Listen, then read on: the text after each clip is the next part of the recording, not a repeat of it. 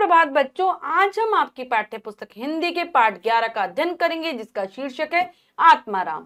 तो चलिए पाठ को पढ़ते हैं और जानते हैं आत्माराम के बारे में विस्तार पूर्वक। पाठ को शुरू करते हैं। पाठ 11 आत्माराम। प्रस्तुत कहानी के लेखक मुंशी प्रेमचंद ने वेदी गांव के महादेव सुनार की कर्मठता, पशु पक्षियों के लिए प्रेम तथा धार्मिक विश्वास का चित्रण किया है। बच्चों, ये जो पाठ लिखा है वो लिखा है मुंशी प्रेमचंद जी ने और वर्णन किया है उन्होंने वेदी गांव के सुनार का, जिसका नाम है महादेव, कि वो किस प्रकार से अपने कार्य के प्रति समर्पित था, पशु पक्षियों से प्रेम करता था और उसका धर्म में विश्वास था। तो चलिए पढ़ते हैं पाठ आत्माराम। वेदी ग्राम में महादेव सुनार एक सुविख्यात आदमी था। वे अपने साइबान में प्रातः से संध्या तक अंगीठी के सामने बैठा हुआ खटखट किया करता था। यह लगातार ध्वनि सुनने के लोग इतने अभ्यस्त हो गए थे कि जब किसी कारण से यह बंद हो जाती तो जान पड़ता था कि कोई चीज गायब हो गई है। वह नृत्य प्रति एक बार प्रातःकाल अपने तोते का पिंजरा लिए कोई भजन गाता हुआ तालाब की ओर जाता था। इस धुंधले प्रकाश में उसका जर्जर शरीर, पोपला मुंह, झुकी हुई कमर देखकर किसी अपरिचित मनुष्य को उसके पिशाच होने का भ्रम हो सकता था। जो ही लोगों के कानों में आवाज आती सत गुरुदत्त शिवदत्त दाता, लोग समझ जाते कि भोर हो गई है। तो वेदी गांव का जो सुनार था, जिसका नाम है महादेव, बहुत ही प्रसिद्ध आदमी था, ज्यादातर लोग उसको जानते थे। वह सुबह से ही साइबान में क्या करता, साइबान यानी कि अपने दालान में बैठकर अंगीठी के सामने सुबह से लेकर शाम तक अंगीठी के सामने बैठकर खटखट किया करता था, क्योंकि उसका सुनार का काम था। तो सोने को कूटने के लिए खटखट करनी पड़ती है। तो और लोगों को भी इतनी आदत हो गई थी इस आवाज को सुनने की, इतना अभ्यास हो गया था कि अगर किसी कारण से ये आवाज ना आए तो लगता था कि कुछ गायब ही हो गया है हमारे जीवन से, कुछ चीज की कमी सी उनको लगते थे। रोजाना वह क्या करता, प्रातःकाल सुबह सुबह ही उठकर अपने तोते को साथ में लेकर कोई भजन गाता हुआ रोजाना तालाब के किनारे जाता था। और हल्का हल्की सी रोशनी होती थी, तब धुंधला प्रकाश यानी कि हल्की हल्की सी रोशनी। और उस समय उसका जो जर्जर शरीर यानी कि बुढ़ापे के कारण जो कमजोर हो गया था शरीर, पोपला सा मुंह और झुकी हुई कमर, अगर कोई देख ले उसको उस समय चलते हुए, तोते को पिंजरे को पकड़े हुए चलते हुए देख ले तो ऐसा लगेगा पिशाच हो। पिशाच यानी कि बच्चों जैसे भूत होते वैसे वो हो। और जैसे ही लोगों के कानों में उसकी आवाज पड़ती थी, वो भजन गाता रहता था ना, सदगुरुदत्त शिवदत्त दाता, तो लोग समझ जाते कि सुबह हो गई है, कि महादेव उठ गया और भजन की आवाज आ गई तो सुबह हो गई है। रोजाना का काम था उसका। महादेव का पारिवारिक जीवन सुखमय ना था। उसके 3 पुत्र थे, 3 बहुएं थे, दर्जनों नाती पोते थे, लेकिन उसके बोझ को हल्का करने वाला कोई ना था। लड़के कहते जब तक दादा जीते हैं हम जीवन का आनंद भोग लें, फिर तो यह ढोल गले पड़ेगा ही। बेचारे महादेव को कभी कभी निराहार ही रहना पड़ता था। तो जो उसके, अगर हम परिवार के बारे में कहें ना, पारिवारिक जीवन जो था वो सुखमय नहीं था, यानी कि सुख नहीं था उसको बिल्कुल भी। 3 बेटे थे, 3 बहुएं थी, दर्जनों की संख्या में, यानी कि दर्जन बच्चों 12 होता है, 12 से ज्यादा उसके नाती पोते थे। लेकिन उसके जो बोझ था, काम का जो बोझ था, उसको कोई कम करने वाला नहीं था। लड़के मजे से अपना जिंदगी बिता रहे थे, कहते थे कि जब तक दादा है इनको करने दो काम, बाद में तो हमें करना ही पड़ेगा। और कई बार इतना काम में व्यस्त हो जाता था महादेव कि उसे निराहार रहना पड़ता, यानी कि बिना भोजन के रहना पड़ता था। एक दिन संयोगवश किसी लड़के ने पिंजरे का द्वार खोल दिया, तोता उड़ गया। महादेव ने सिर उठाकर जो पिंजरे की ओर देखा तो उसका कलेजा सन से हो गया। तोता कहाँ गया? उसने फिर पिंजरे को देखा, तोता गायब था। महादेव घबराकर उठा और इधर उधर खपरेलों पर निगाह दौड़ाने लगा। तो बच्चों एक दिन क्या होता है कि कोई लड़का तोते के पिंजरे का दरवाजा खोल देता है। तोते का नाम आत्माराम था, ठीक है, वो उस पिंजरे में रहता था। तो तोता उड़ जाता है। महादेव देखते हैं कि अरे तोता ही नहीं है, तो उसका कलेजा सन रह जाता है। कलेजा यानी कि एकदम उसे बहुत दुख महसूस होता है। वो सोचता है कि अचानक से हैरानी होती है कि कहाँ चला गया। पिंजरे को बार बार देख रहा होता है लेकिन तोता उसमें नहीं होता। बहुत घबरा जाता है, उठकर इधर उधर खपरेलों पर देखने लगता है। खपरेल यानी कि जो झोपड़ी के ऊपर जो छत डाली होती है उसे खपरेल कहते हैं। वो वहां पर देखता है। उसे संसार में कोई वस्तु अगर प्यारी थी तो वह यही तोता था। लड़के बालों नाती पोतों से उसका जी भर गया था। लड़कों की चुलबुल से उसके काम में विघ्न पड़ता था। बेटों से उसे प्रेम न था, इसलिए नहीं कि वे निकम्मे थे, बल्कि इसलिए कि उनके कारण वह अपनी आनंदमयी कुल्हड़ों की नियमित संख्या से वंचित रह जाता था। पड़ोसियों से उसे चिढ़ थी, इसलिए वे अंगीठी से आग निकाल कर ले जाते थे। इस समय विघ्न बाधाओं से उसके लिए कोई पनाह न थी, तो वह उस अवस्था में था जब मनुष्य को शांति भोग के सिवा और कोई इच्छा नहीं रहती। तो सबसे ज्यादा प्यार वो अपने तोते से ही करता था, क्योंकि नाती पोतों से तो उसका मन भर गया था, क्योंकि बच्चे इतना शोर शराबा करते हैं जिससे उसके काम में उसको लगता था कि बाधा पड़ रही है। अपने बेटों से भी प्यार नहीं करता था, क्योंकि उसके ऐसा लगता था कि जो आनंदमयी क्षण है, आनंदमयी जो आराम से वो हुक्का पीकर गुजारता, चाय पीकर गुजारता कुल्हड़ों में, वो उसमें विघ्न डालते हैं। वो समय उसके लिए नहीं है, सारा समय ऐसे ही काम में ही उसका जा रहा है। पड़ोसियों से भी वो बहुत चिढ़ता था, क्योंकि पड़ोसी क्या करते थे, उसकी अंगीठी से आग निकाल कर ले जाते थे। पहले के जमाने में ऐसे ही होता था, अपने घर में आग जलाने के लिए दूसरे की आग निकाल कर ऐसे लोग ले जाया करते थे, तो इसलिए। और ऐसा मतलब उसका जो उसका जीवन था हमेशा परेशानियों से भरा रहना था वाला था, क्योंकि अब तो उसकी ऐसी उम्र आ गई थी कि उसे मनुष्य चाहता है शांति से रहे, शांति के सिवा और कुछ नहीं चाहता, लेकिन उसको शांति नहीं मिल पा रही थी। बुढ़ापे में भी उसको लगातार काम करना पड़ रहा था, इसलिए वो परेशान था। तोता एक खपरेल पर बैठा था। महादेव ने पिंजरा उतार लिया और उसे दिखाकर कहने लगा, आ आ सत गुरुदत्त शिवदत्त दाता। लेकिन गांव और घर के लड़के एकत्र होकर चिल्लाने लगे और तालियां बजाने लगे। ऊपर से कौन ने कांव कांव की रट लगाई। तोता उड़ा और गांव के बाहर निकलकर एक पेड़ पर जा बैठा। महादेव खाली पिंजरा लिए उसके पीछे पीछे दौड़ा। लोगों को उसकी द्रुतगामिता पर अचंभा हो रहा था। मोह की इससे सुंदर, इससे अजीब, इसके भाव में कल्पना नहीं की जा सकती। तो तोता देखता है महादेव एक खपरेल पर ही बैठा है, एक झोपड़ी के ऊपर ही बैठा है। महादेव अपना पिंजरा उठा लेता है, उसको दिखाकर कहता है, आ आ सदगुरु गुरुदत्त शिवदत्त दाता, यानी कि जो भजन गाता है वो ही बोलने लगता है। लेकिन गांव के लड़के आ जाते हैं, उसके घर के लड़के भी बहुत जोर जोर से चिल्लाते हैं, तालियां बजाते हैं, जिससे कि तोता उड़ जाता है। ऊपर से कोई भी काव काव कर रहे थे, बाहर निकल जाता है गांव से और दूर जाकर एक पेड़ पर बैठ जाता है।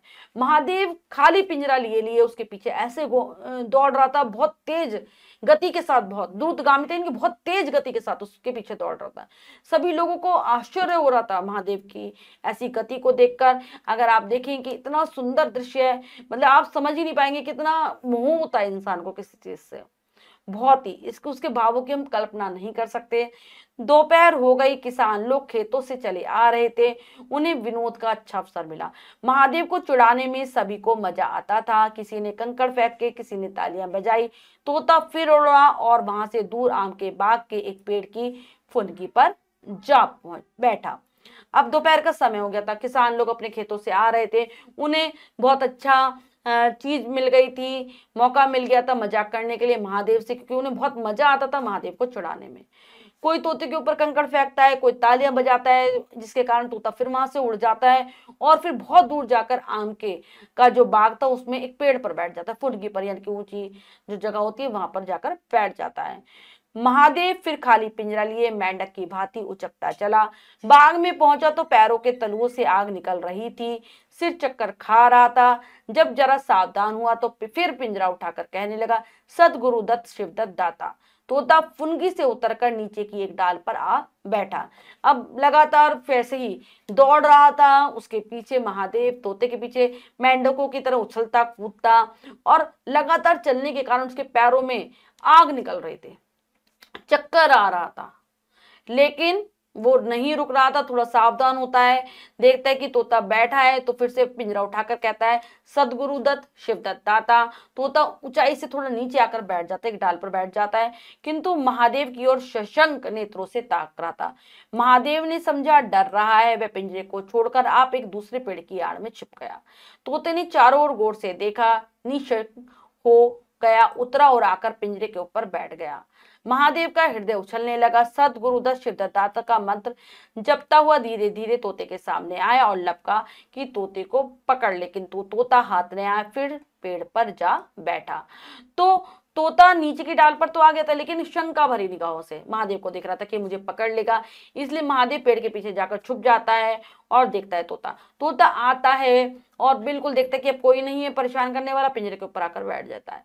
महादेव खुश हो जाता है और फिर सदगुरुदत्त शिवदत्त दाता कहते हुए वहां पर पास आता है, तोते को पकड़ने लगता है, लेकिन तोता फिर उड़ जाता है, फिर पेड़ पर जाकर ऊंचाई पर बैठ जाता है। आधी रात गुजर गई, सहसा वह कोई आहट पाकर चौंका, देखा एक दूसरे वृक्ष के नीचे एक धुंधला दीपक जल रहा है और कई आदमी बैठे हुए आपस में बातें कर रहे हैं। वे सब चिलम पी रहे थे। तंबाकू की महक ने उसे अधीर कर दिया। उच्च स्वर से बोला, सदगुरुदत्त शिवदत्त दाता, और उन आदमियों की ओर चिलम पीने चला गया। किंतु जैसे बंदूक की आवाज सुनते ही हिरन भाग जाते हैं, उसी प्रकार उसे आते देख सबके सब उठ भागे, कोई इधर गया कोई उधर। ऐसे ही तोते को ढूंढते ढूंढते आधी रात गुजर जाती है। तभी अचानक से कोई आहट सुनाई देती है। महादेव को देखता है दूसरे पेड़ के पास कुछ लोग बैठे हुए हैं। धुंधला सा धीमी रोशनी का एक दीपक जल रहा है। आपस में बातें पी रहे हैं, आपस में बातें कर रहे हैं, चिलम पी रहे हैं। चिलम पी रहे हैं बच्चों, जैसे हुक्का होता है, हुक्का वो पी रहे हैं। तो जो उसमें तंबाकू डलता है ना, उसकी महक से, उसकी खुशबू से महादेव बेचैन से होने लगता है। कहता है, सदगुरुदत्त शिवदत्त दाता, यही भजन गा रहा होता है और उन आदमियों की ओर बढ़ जाता है चिलम पीने के लिए। लेकिन जैसे बंदूक की आवाज कर दे अगर हम जंगल में तो हिरन भाग जाएंगे, ऐसे ही उसे जैसे ही वो लोग दिखते हैं तो वहां से भाग जाते हैं, इधर उधर भाग जाते हैं। महादेव दीपक के पास गया तो उसे कलसा रखा हुआ मिला जो मोर्चे से काला हो रहा था। महादेव का हृदय उछलने लगा। उसने कलसे में हाथ डाला तो मोहरे थी। उसने एक मोहर बाहर निकाली और दीपक के उजाले में रखा। हाँ, मोहर थी। उसने तुरंत कलसा उठा लिया, दीपक बुझा दिया और पेड़ के नीचे छिपकर बैठ गया। साहस से चोर बन गया। तो महादेव दीपक के पास जाता है, वहां पर देखता है कि कलसा रखा हुआ है जो किनारे से काला था। महादेव का हृदय उछलने लगता है, मतलब खुशी से उछलने लगता है। वह कलसे के अंदर हाथ डालकर देखता है तो देखता है कि उसमें मोहर है। मोहर को दीपक की रोशनी में देखता है तो विश्वास हो जाता है, अरे ये तो मोहर ही है। कलसे को वहां से उठा लेता है, दीपक को बुझा देता है और पेड़ के पीछे छुपकर बैठ जाता है। इस तरीके से वो सुनार से क्या बन जाता है, चोर बन जाता है। उसे फिर शंका हुई, ऐसा ना हो चोर लोटा में और मुझे अकेला देखकर मोहरे छीन ले। उसने कुछ मोहरे कमर में बांधी, फिर एक सूखी लकड़ी से जमीन की मिट्टी हटाकर गड्ढे बनाए, उन्हें मोहरों से भरकर मिट्टी से ढक दिया। तो उसे भाई ऐसा लगता है कि कहीं चोर फिर से ना जाए, उसे मोहरे छीन लें और अकेला देखकर उसे मार दें। इसीलिए वे क्या करता है, कुछ मोहरे तो उस कलसे से निकालकर अपनी कमर में बांध लेता है, कुछ क्या करता है, सूखी लकड़ी से थोड़े दूरी दूरी पर गड्ढे बनाता है और उसमें डालकर मिट्टी से ढक देता है। अकस्मात उसे ध्यान आया, कहीं चोर आ जाए तो मैं भागूंगा क्यों कर। उसने परीक्षा करने के लिए कलसा उठाया और 200 पग तक बेतहाशा भागा हुआ चला गया। जान पड़ता था उसके पैरों में पड़ लग गए हैं। तो उसे अचानक से ध्यान आया, अगर चोर आ जाएंगे तो मैं कैसे भागूंगा, ये सोचने लगता है। और फिर इस बात को देखने के लिए कलसे को उठाता है और 200 कदम तक बिना रुके हुए भागता है, बेतहाशा इनकी बिना रुके हुए भागता है। और ऐसा लग रहा था कि उसके पैरों में पंख लग गए, उसके पैरों में गति आ गई है। अरुणोदय का समय था। प्रकृति के अनुराग में प्रकाश में डूबी प्रकृति एक अनुराग में प्रकाश में डूबी हुई थी। उसी समय तोता पैरों को जोड़े हुए ऊंची डाल से उतरा, जैसे प्रकाश से कोई तारा टूटे, और आकर पिंजरे में बैठ गया। महादेव प्रफुल्लित होकर दौड़ा और पिंजरे को उठाकर बोला, आओ आत्माराम, तुमने कष्ट तो बहुत दिया पर मेरा जीवन भी सफल कर दिया। तो अरुणोदय का समय था। अब धीरे धीरे अरुणोदय यानी कि सूर्य के निकलने का समय हो जाता है। प्रकृति एक अलग ही अनुराग, मतलब जो सुबह के समय जो चारों तरफ लालिमा सी छा जाती है, उसके प्रकाश में डूबी हुई थी। उसी समय तोता उतरता है पेड़ से, दोनों पैरों को जोड़कर नीचे आता है और पिंजरे में आकर बैठ जाता है। ऐसा लग रहा था कि जैसे कोई तारा टूटा हो आकाश से। महादेव खुश होता है और पिंजरे को की तरफ दौड़ता है, उठाकर कहता है कि तुमने, तोते का नाम आत्माराम था, कि तुमने परेशान तो बहुत किया लेकिन मेरा जीवन भी सफल कर दिया, क्योंकि उसे मोहरे मिल गई थी तोते की वजह से। अब तुम्हें चांदी के पिंजरे में रखूंगा और सोने से मढ़ दूंगा। उसके रोम रोम से परमात्मा के गुणानुवाद की ध्वनि निकलने लगी। प्रभु तुम कितने दयावान हो, यह तुम्हारा असीम वात्सल्य है, नहीं तो मुझ जैसा पापी पतित प्राणी कब इस कृपा के योग्य था। इन पवित्र भावों से उसकी आत्मा विह्वल हो गई। वह अनुरुक्त होकर कह उठा, सदगुरुदत्त शिवदत्त दाता राम के चरण में चित लगा। तो कहता है तोते से कि भाई तुम्हारे कारण ही मुझे सारी खुशियां मिली है, मैं तुम्हें चांदी के पिंजरे में रखूंगा, तुम्हें सोने से मढ़ दूंगा, यानी तुम्हारी चोट को सोने से मढ़वा दूंगा। बार बार रोम रोम से परमात्मा के गुणानुवाद की ध्वनि निकलने लगी, मतलब कि उसके हर शरीर के एक एक रोए से भगवान को वो धन्यवाद दे रहा था। यही स्वर उसके मुख से बार बार निकल रहे थे कि प्रभु तुम कितने दयावान हो, तुम्हारा ये प्यार ही तो है, असीम वात्सल्य मतलब तुम्हारा प्यार ही तो है।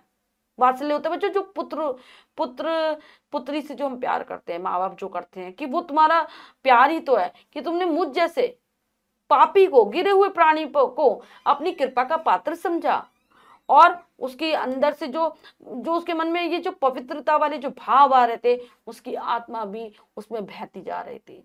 वह बार बार भगवान को धन्यवाद दे रहा था, और उसके मुख से निकला सत गुरुदत्त शिवदत्त दाता राम की चरण में चितला का वही भजन वह गाने लगता है। उसने एक हाथ में पिंजरा लटकाया, बगल में कलसा दबाया और घर चला। महादेव घर पहुंचा तो अभी कुछ अंधेरा था। रास्ते में एक कुत्ते के सिवा और किसी से भेंट ना हुई, और कुत्ते को मोहरों से विशेष प्रेम नहीं होता। उससे कलसे को एक नान में छिपा दिया और उसे कोयले से अच्छी तरह से ढककर अपनी कोठरी में रखाया। जब दिन निकल आया तो वह सीधे पुरोहित के घर पहुंचा। पुरोहित पूजा पर बैठे सोच रहे थे, कल ही मुकदमे की पेशी है और अभी तक हाथ में कौड़ी भी नहीं।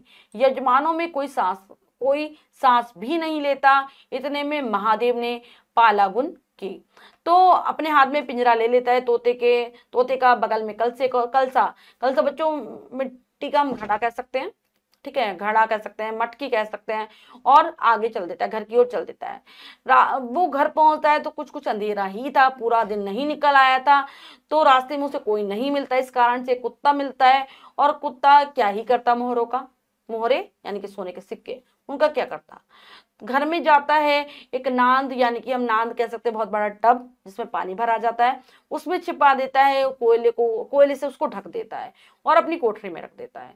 अब दिन निकल आता है, सुबह सुबह ही पुरोहित जी के पास पहुंच जाता है। पुरोहित जी यानी कि पंडित जी के पास पहुंच जाता है।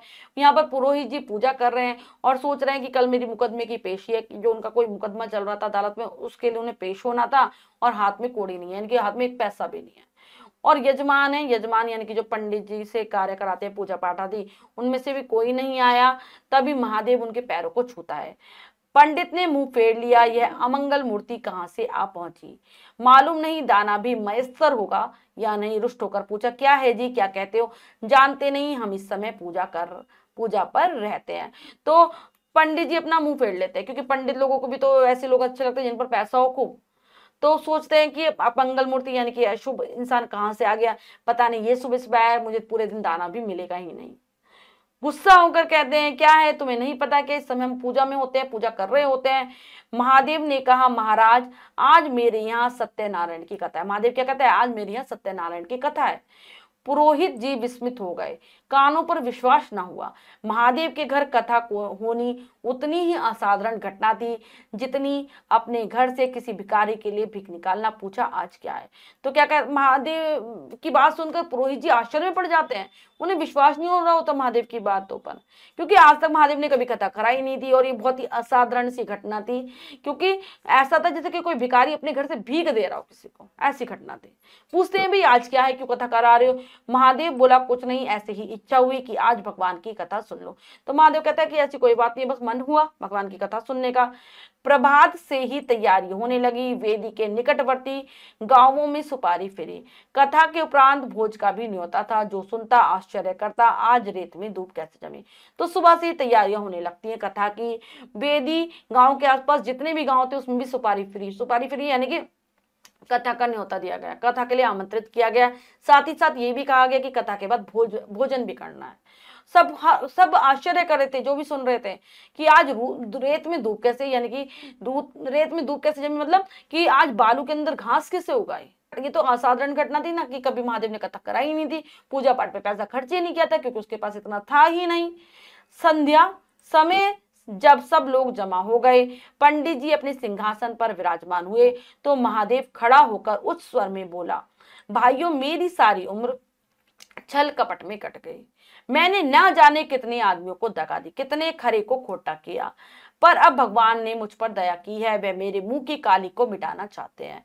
मैं अब सब भाइयों को ललकार कर कहता हूं कि जिसका मेरे जिम्मे जो कुछ निकलता हो, जिसकी जमा मैंने मार ली हो, जिसके चोखे माल को खोटा कर दिया हो, वे आकर एक एक कौड़ी चुका ले। अगर कोई यहाँ ना आ सका तो आप लोग उसे जाकर कह दीजिए, कल से 1 महीने तक जब भी चाहे जाए और अपना हिसाब चुकता कर ले, गवाही साखी का काम नहीं। तो संध्या का समय था, शाम के समय सब लोग इकट्ठे हो जाते हैं, पंडित जी अपने सिंहासन पर बैठ जाते हैं, महादेव खड़ा हो जाता है और जोर से आवाज में कहता है कि मेरी सारी जो उम्र है वो तो निकल गई छल कपट में, धोखे में निकल गई। मैंने पता नहीं कितने आदमियों को धोखा दिया है, कितने खरे को खोटा किया है, यानी कि वो सोना बनाने का काम, सोने के गहने बनाता था, आभूषण बनाता था, सुनार का काम था, तो सोना थोड़ा बहुत निकाल ही लेते हैं सुनार लोग। तो ऐसे ही कह रहा है कि मैंने पता नहीं कितने खरे को खोटा किया है, कि बता दिया भी कम है सोना ऐसा करके। आज लेकिन भगवान की मुझ पर कृपा हुई है, मेरे साथ जो मुझसे जो गलतियां हुई हैं उनको मैं मिटाना चाहता हूं। और मैं सब भाइयों से कह रहा हूं कि जिसका भी जो भी निकलता हो मेरे ऊपर, यानी कि किसी का मैंने कुछ पैसा ठग लिया हो, ले लिया हो, रख लिया हो, तो किसी का कुछ मेरे पास जमा कराया हो, किसी के अच्छे माल को मैंने खराब कर दिया हो, सब मुझसे आकर एक एक पैसा ले जाए, अपनी एक एक कौड़ी चुका ले, यानी कि एक एक पैसा ले जाए। और जो कोई अगर कोई यहाँ नहीं आए तो आप उसको जाकर भी ये कह सकते हैं कि 1 महीने के अंदर जिसका जो भी मेरे ऊपर निकलता हो आकर ले जाए, हिसाब चुका ले। मुझे कोई गवाह नहीं चाहिए, कोई साक्षी नहीं चाहिए। सब लोग सन्नाटे में आ गए। कोई मार्मिक भाव से सिर हिलाकर बोला, हम कहते ना थे। किसी ने अविश्वास से कहा, क्या खाकर भरेगा, हजारों का टोटल हो जाएगा। तो सब लोग आश्चर्य में पड़ जाते हैं, एकदम शांत भाव से महादेव को देख रहे होते हैं। सब कोई सिर हिलाकर को रहा होता है कि हम कहते थे कि जरूर एक ना एक दिन कुछ अच्छा कर देगा। कोई किसी को भरोसा ही नहीं हो रहा होता कि क्या क्या दे पाएगा, ये पता नहीं कितने का तो टोटल ही बैठ जाएगा। एक ठाकुर ने ठिठोली की और जो लोग सुरधाम चले गए। तो एक ठाकुर जी थे, वो मजाक करते हैं कि जो लोग भाई भगवान के पास चले गए, जो मर गए उनका कैसे दोगे। महादेव ने उत्तर दिया, उनके घर वाले तो होंगे, यानी कि उनके घर वाले आकर बोले जा सकते हैं। किंतु इस समय लोगों को वसूली की उतनी इच्छा ना थी जितनी यह जानने की इसे इतना धन मिल कहां से गया। किसी का महादेव के पास आने का साहस ना हुआ। देहात के आदमी थे, गड़े मुर्दे उखाड़ना क्या जाने।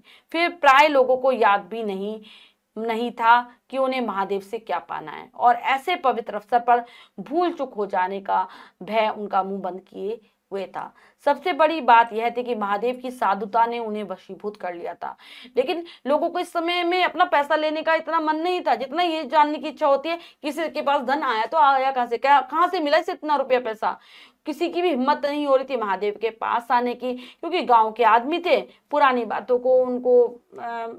बातें खोद कर उन्हें कुछ मिलना तो था नहीं। कुछ लोगों को तो याद भी नहीं था कि हमें क्या ही लेना है महादेव से। और ऐसा शुभ अवसर था, पवित्र अवसर था कि अगर गलती से भी उन्होंने महादेव से कुछ ज्यादा ले लिया, वो लोग सोच रहे थे, तो फिर उन्हें ही तो चुकाना पड़ता भगवान के पास जाकर। और सबसे बड़ी बात तो यह थी कि महादेव की ऐसी बातों ने, जो कि सज्जन जैसी बातें थे, सबको उसने अपने वशीभूत कर लिया था। सब ऐसा लग रहा था कि सब महादेव के वश में ही हो गए हैं। अचानक पुरोहित जी बोले, तुम्हें याद है मैंने कंठा बनाने के लिए सोना दिया था, तुमने कई मासे तोल में उड़ा दिए थे।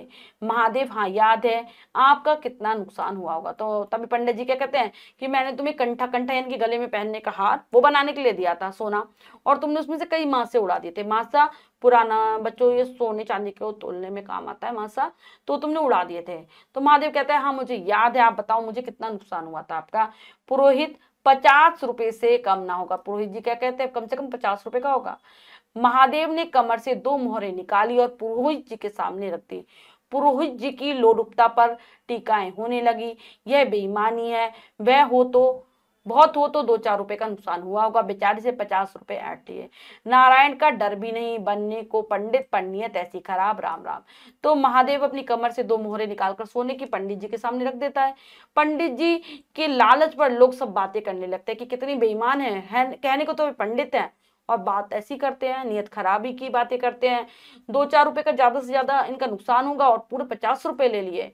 भगवान का भी कोई डर नहीं है, और सब ऐसे ही राम राम कर रहे थे। लोगों को महादेव पर श्रद्धा सी हो गई।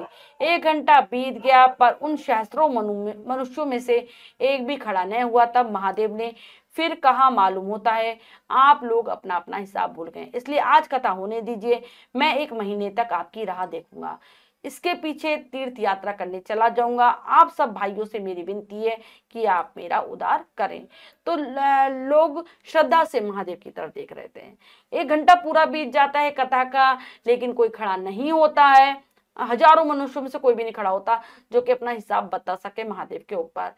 तो फिर महादेव कहते हैं कि लगता है आप अपना हिसाब भूल गए हैं, कथा होने दीजिए, उसके बाद मैं 1 महीना पूरा इंतजार करूंगा आपका और फिर तीर्थ यात्रा पर जाऊंगा। आपसे मेरी आपसे बार बार यही विनती है कि आप मेरा उद्धार करो, आपका जो लेना देना है वो ले जाओ। 1 महीने तक महादेव लेनदारों की राह देखता रहा। रात को चोरी के भय से नींद न आती। अब वह कोई काम ना करता, शराब का चस्का भी छूटा। साधु अभ्यागत जो द्वार पर आ जाते उनका यथा योग्य सत्कार करता। दूर दूर तक उसका सुयश फैलने लगा। यहाँ तक कि महीना पूरा हो गया और एक आदमी भी हिसाब लेने ना आया था। अब महादेव को ज्ञात हुआ कि संसार में कितना धर्म, कितना सद्व्यवहार है। अब उसे मालूम हुआ कि संसार बुरों के लिए बुरा और अच्छों के लिए अच्छा है। 1 महीने तक महादेव इंतजार करता है कि कोई उसके पास पैसा लेने आएगा, लेकिन नहीं आता। रात भर उसको नींद नहीं आती थी चोरों के डर से। अब तो उसका सारा कुछ, अब उसे कोई काम करने की जरूरत ही नहीं थी।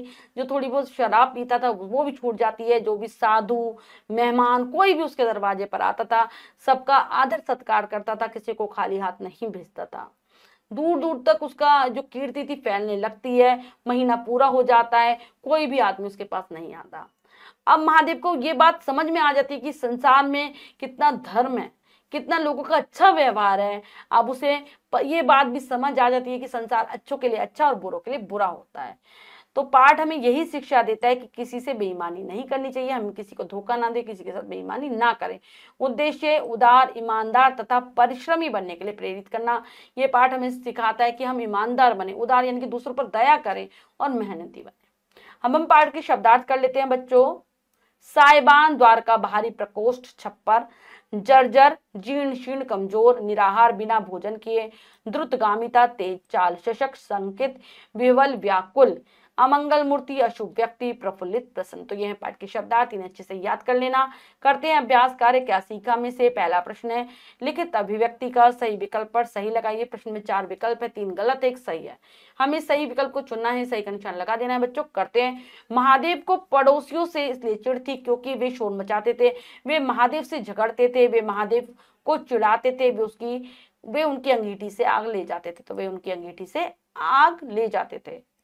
महादेव के काम में विघ्न पड़ता था, तोते के क्रियाकलापों से, पत्नी के झगड़े से, लड़कों की चुलबुल से, पड़ोसियों की शोर से।